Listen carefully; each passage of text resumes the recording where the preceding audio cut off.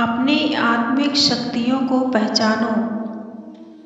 बुद्ध कहते हैं कि जो दूसरों को मूर्ख समझकर उनसे घृणा करता है, वह उस व्यक्ति की तरह है जो स्वयं अंधा होकर दूसरों को मसाल दिखाता घूमता फिरता है। अहंकारी कभी विवेकवान नहीं हो सकता और बिना विवेक के सत असत का ज्ञान नहीं हो सकता। विवेकांत व्यक्ति को जीवन में कोई उपलब्धि प्राप्त नहीं होती है, उसे हताशा ही हाथ लगती है। दोस्तों, मेरे चैनल को सब्सक्राइब कीजिए, लाइक शेयर और कमेंट कीजिएगा।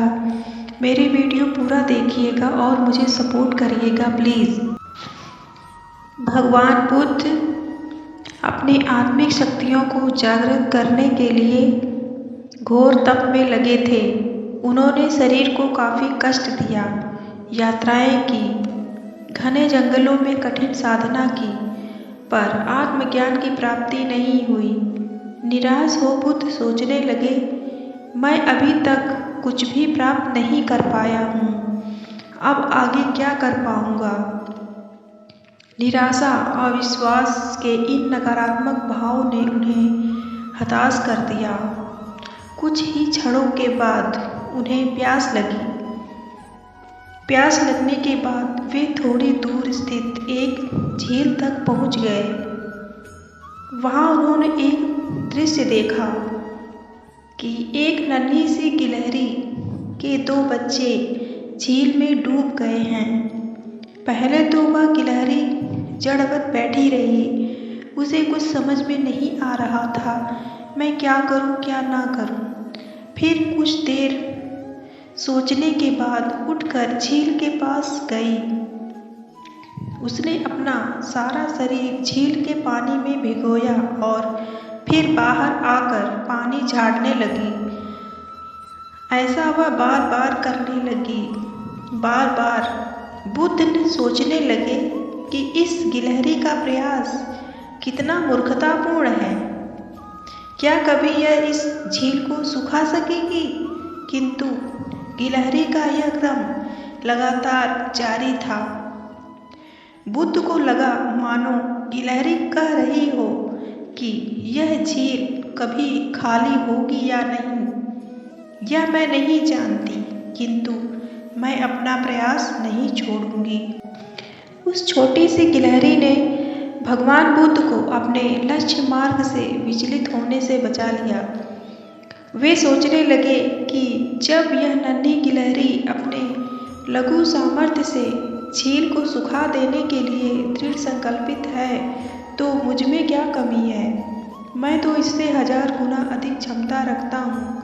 यह सोचकर गौतम बुद्ध पुनः अपनी साधना में लग गए और एक दिन बोधि वृक्ष तले उन्हें ज्ञान का आलोक प्राप्त हुआ।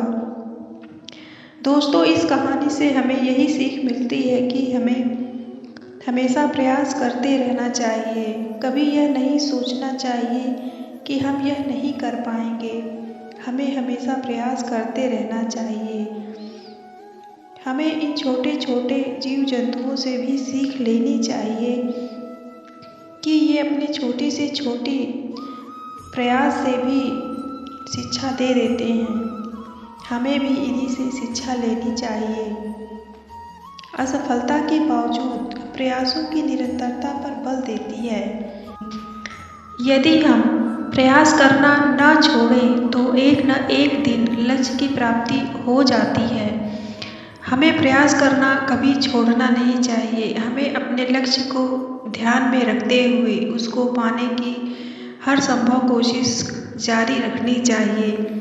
एक न एक दिन तो सफलता मिल ही जाती है। इसीलिए हमें हमेशा प्रयास करते रहना चाहिए। गौतम बुद्ध अब आगे कहते हैं कि जीवन में एक अज्ञात भय ऐसा है जो ज्ञात भी है परंतु सबसे बड़ा, और वह है मृत्यु का भय। उम्र, मौत और जिंदगी, इन तीनों के मामले में संसारी और साधु का फर्क देखें तो भय मुक्त हुआ जा सकता है। संत कितना जिए यह महत्वपूर्ण नहीं होता, कैसे जिए यह उपयोगी होता है। देह त्यागने के पूर्व बुद्ध ने जो अंतिम वाक्य कहे थे उसे समझना चाहिए। हर वस्तु नाशवान है। जीवन का संपादन अप्रमाद के साथ करो। आलस्य के साथ वासना का समावेश हो जाए तो प्रमाद शुरू होता है। बुद्ध ने अपने भिक्षुओं को अपनी अंतिम क्रिया के बारे में भी विस्तार से समझाया था। मौत को उन्होंने उत्सव बनाया। भौतिकता की आंधी में आज हम इतने भयभीत हैं कि सांप को तो मार देते हैं और रस्सी से डर जाते हैं। हमारी मौत अवसाद तथा संतों की मृत्यु उपदेश हो जाती है। इसे दिव्य बनाने का प्रयास उम्र के हर पल में और जिंदगी के हर पड़ाव पर सतत करना होगा। बुद्ध कहते हैं कि जब बुद्ध संसार से गए तो उनकी 80 वर्ष की उम्र थी, लेकिन संत समाज मानता है कि वे 40 साल के थे, क्योंकि जब वे 40 वर्ष के थे तब एक पीपल के वृक्ष के नीचे 7 दिन सतत समाधि में रहे और तब ही उन्हें पूर्णिमा के दिन बुद्धत्व प्राप्त हुआ था। उसके बाद वे 40 वर्ष और जीवित रहे थे। अध्यात्म कहता है कि उम्र तो उसी को मानेंगे जिन क्षणों में आप स्वयं को जान गए। कितना जिए यह संसार का समीकरण है, कैसा जिए यह अध्यात्म का गणित है। बुद्ध आगे कहते हैं कि हमें मौन का महत्व समझना चाहिए। जीवन के उस दौर की है जब वे बुद्धत्व को प्राप्त नहीं हुए थे और निरंजना नदी के तटीय वनों में वृक्ष के नीचे ध्यान करते थे। सिद्धार्थ प्रतिदिन ध्यान करने के बाद पास के किसी गांव में चले जाते और भिक्षा मांगकर लौट आते। कुछ दिनों के बाद उन्होंने भिक्षाटन पर जाना बंद कर दिया, क्योंकि एक गांव के प्रधान की छोटी बेटी उनके लिए नित्य भोजन लाने लगी। सिद्धार्थ को वह बड़े स्नेह से भोजन कराती थी। कुछ दिनों बाद उसी गांव का एक चरवाहा भी सिद्धार्थ से प्रभावित होकर उनके पास आने लगा।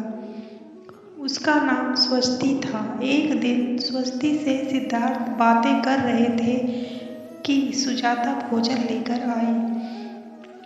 जैसे ही सिद्धार्थ ने भोजन करना शुरू किया, उन्होंने बातचीत बंद कर दी। जितनी देर तक वे भोजन करते रहे, बिल्कुल चुप रहे और वहाँ सन्नाटा छाया रहा। स्वस्ति को हैरानी हुई। उसने सिद्धार्थ के भोजन के उपरांत उनसे पूछा, गुरुदेव, आप मेरे आने के बाद निरंतर वार्तालाप करते रहे, किंतु भोजन के समय एक शब्द भी नहीं बोले।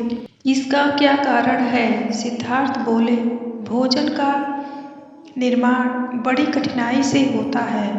किसान पहले बीज बोता है, फिर पौधों की रखवाली करता है और तब कहीं जाकर अनाज पैदा होता है।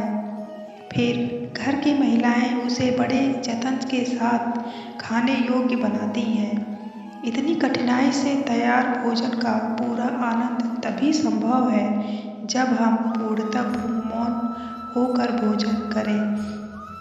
अतः भोजन करने के दौरान मैं मौन रहकर उसका पूरा स्वाद लेता हूँ। शांति से किया गया भोजन न केवल शारीरिक भूख को तृप्त करता है, बल्कि मानसिक आनंद और सात्विक ऊर्जा भी प्रदान करता है। दोस्तों, आपको गौतम बुद्ध की ये कहानियाँ अच्छी लगी हो तो प्लीज़ मेरे चैनल को सब्सक्राइब कीजिए, लाइक, शेयर और कमेंट करना ना भूलिए।